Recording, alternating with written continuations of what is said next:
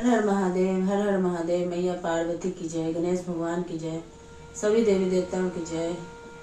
आज मैं एक शिव चर्चा सुनाने जा रही हूँ। कथा को ध्यान से सुनिएगा और रहस्य जानिएगा। एक बुढ़िया माई थी और उसका 2 बेटा था। घर में 2 बहू थी। बेचारी बुढ़िया माई जो थी, बुढ़िया माई भगवान की बहुत बड़ी भक्त थी। नित्य स्नान करके और भगवान को जल चढ़ाने जाती थी। अपने थाल में सजाकर बेल का पत्ता, भांग धतूरा, पीले फूल, अक्षत, चंदन सब कुछ लेकर थाल में सजाकर भगवान के मंदिर में चली जाती थी। और भगवान के मंदिर जाकर भगवान का पूजा पाठ करके मांगती थी दया कि हे भोलेनाथ, हे शिव गुरु, मुझ पे अपना दया बरसा के रखना, सुख शांति देना। मेरा 2 ही बेटा छोटा छोटा था, तो तूने मेरे पति को अपने पास बुला लिया और मैंने अपना 2 बच्चे पे अपना पूरा जिंदगी बिता दिया। आज मेरे घर में 2 बहू भी आ गई है। भगवान बुढ़ापे में मुझे सुख देना। प्रतिदिन यही कहती थी। बुढ़िया जो थी गरीब घराने की थी और बुढ़िया जो थी घास भूसा रोज लाती थी और खेत में काम करती थी, उसी से गुजर करती थी। दोनों बेटा भी दिहाड़ी पे काम करता था, बहू भोजन बनाती थी। एक दिन का बात है कि बुढ़िया घास काटते काटते एक पेड़ के पास चली गई। तो पेड़ के पास चली गई तो एक बहुत बड़ा विषैला सांप था। सांप को देखकर बुढ़िया घबरा गई और घबरा के अचानक खड़ी हो गई। तो सांप कहता है, माता, मुझे देखकर घबराओ नहीं। मैं 7 दिन से भूखा हूँ, मुझे कोई अन्न पानी नहीं मिला है। मैं एक महर्षि बाबा के पास रहता था और वो बाबा स्वर्ग की प्राप्ति हो गए। मैं भोजन के लिए तड़प रहा हूँ, मुझे भोजन नहीं मिला है। मैं क्या करूं, कहाँ जाऊं? यदि मुझे भोजन मिल जाता तो मैं अपना भूख को मिटा लेता। बुढ़िया बोली, बेटा क्या तुम बोलते हो? सांप बोला कि हाँ माता, मैं बोल सकता हूँ। बुढ़िया बोली, बेटा इसी वृक्ष के पास रहना, इसी पेड़ के पास रहना, हम घर से आते हैं। बुढ़िया गई दौड़े दौड़े और जाके मटकी से दूध ढाल के लोटे में छिपाकर आके सांप को दूध पिला दी। नाग कई दिन से भूखा था तो इसको दूध नहीं मिला था, तो ये पूरा दूध पी गया, इनका पेट भर गया। अब नागराज कहने लगे, माता, उस बाबा का आश्रम मैं छोड़ दिया हूँ, मुझे अकेलापन महसूस होता है। बाबा मुझे दूध लाकर रखते थे और मैं अब यहीं पेड़ के पास रहूंगा और अब आप पे आश्रित हूँ। बुढ़िया बोली कि ठीक है बेटा, मैं रोज तुम्हारे लिए दूध लेकर आऊंगी और तुम यहीं पे रहना और हम पिला देंगे। बेचारी बुढ़िया घर से चोरी छुपे दूध लाती थी और उसे पिलाती थी।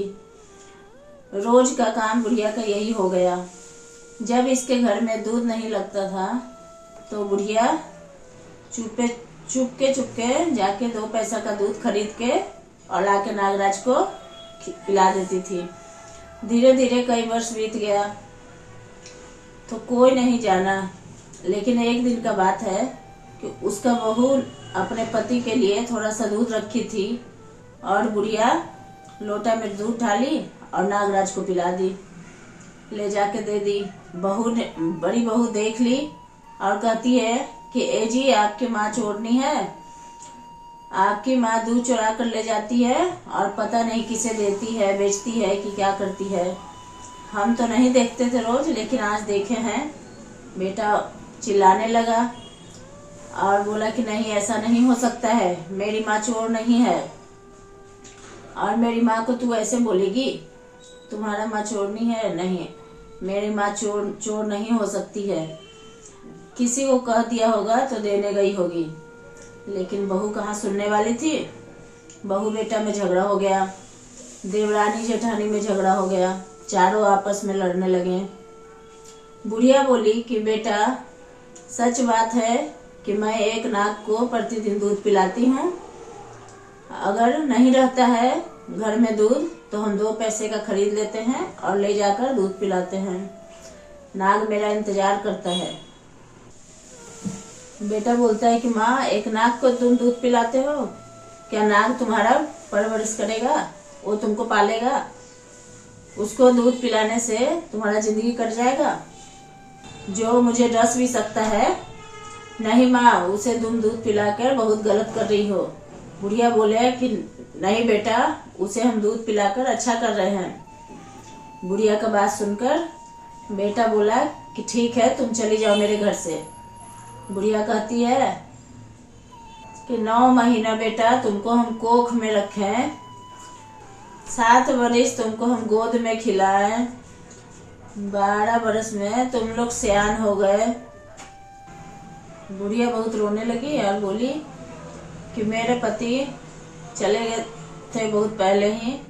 मैं दोनों बेटा को बहुत हिम्मत बांध के, बेचारी रोती है और भगवान से कहती है कि हे भगवान, मैंने इसे इतना किया, मेरे पति इस दुनिया से चले गए, तो मैं इन दोनों को अब हिम्मत बांध के और इसे पाला पोसा, पढ़ाया लिखाया, दूसरे के घर में मजदूरी करके, सब कुछ करके पाला पोसा, और मेरा बेटा थोड़ा सा दूध के लिए आज ऐसा करके रख दिया।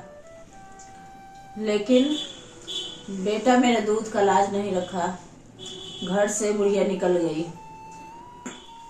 और घर से निकलकर उसी पेड़ के पास पहुंच गई और नागराज बोलते हैं कि माँ, आज तुम दूध नहीं लाई मेरे लिए?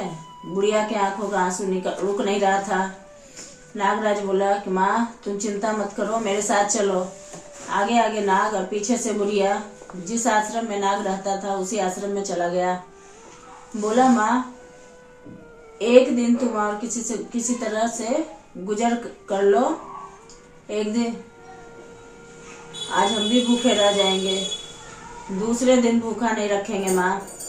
तुम्हारा पिलाया हुआ दूध का कर्ज हम उतारेंगे। तूने अपना दूध पिलाया माँ, तो तेरे दूध का कर्ज पूरा करके जिंदगी भर तेरा चरण दबाऊंगा माँ, तेरा पूजा करूंगा माँ, चिंता मत करो।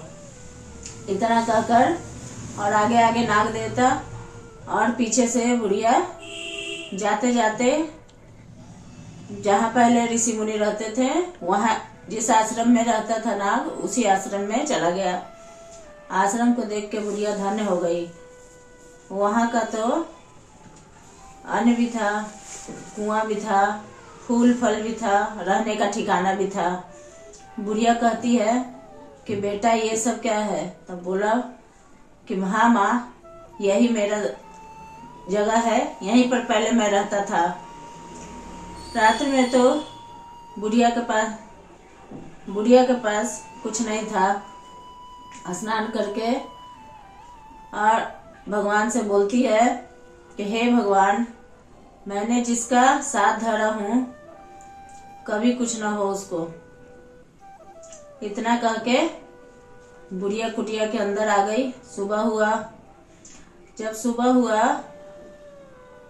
तो ये जो नाग था उसका आधा शरीर मनुष्य के जैसा बन गया था और आधा शरीर सांप था। बुढ़िया देखकर घबरा गई कि कहती है बेटा ये कैसे? कहता है माँ, तुम नहीं जानती हो, मैं एक राजा का बेटा हूँ। मेरी माँ गर्भवती थी और मेरे पिताजी एक नाग और नागिन को शिकार खेलते हुए उसका प्राण ले लिए थे। मेरे पिताजी उसे मार दिए थे और जब कुछ के मार रहे थे तो नागिन जो थी वो श्राप दे दी थी कि हे राजा, आज तू मेरा प्राण को चूर चूर के ले रहा है, तेरा पत्नी के गोद से एक नाग जन्म लेगा और तू उसे बेटा कहने से वंचित रहेगा 21 वर्ष तक। अच्छा कर्तव्य करोगे तभी वो बेटा किसी को नहीं डसेगा। वो बेटा किसी को नहीं डसेगा तो 21 वर्ष में मानव तन में बदलेगा और नहीं तो जिंदगी भर तुम्हारे गोद में बेटा बन के नहीं आएगा। और जब मैंने माता के कोख से जन्म लिया तो पूरा राज्य में हाहाकार मच गया, मातम छा गया। उसी समय ऋषि मुनि मेरे द्वार पे भिक्षा मांगने आए थे और जब सुने तो कहने लगे कि हे राजा, इस सांप बेटा को मुझे दे दो, जब 21 वर्ष का होगा तो हम तुमको ला के दे देंगे। आज मुझे 21 वर्ष हो गया है माँ, आज हो सकता है कि मेरा तन बदल जाए। बुढ़िया जो थी थाल में सजाई पूजा का सामान और घी का जोत जलाकर भगवान के आगे हाथ जोड़कर बोलने लगी, दया मांगने लगी कि हे शिव गुरु, मेरे बेटा का हर संकट दूर करे और इसको ठीक करे। बुढ़िया घंटी बजाने लगी, पूजा करने लगी। बजाते बजाते धीरे धीरे ये राजकुमार का शरीर पूरा मनुष्य का शरीर बन गया, राजकुमार में बदल गया। बुढ़िया देखकर शौक हो गई कि बेटा तो नंगा तन है।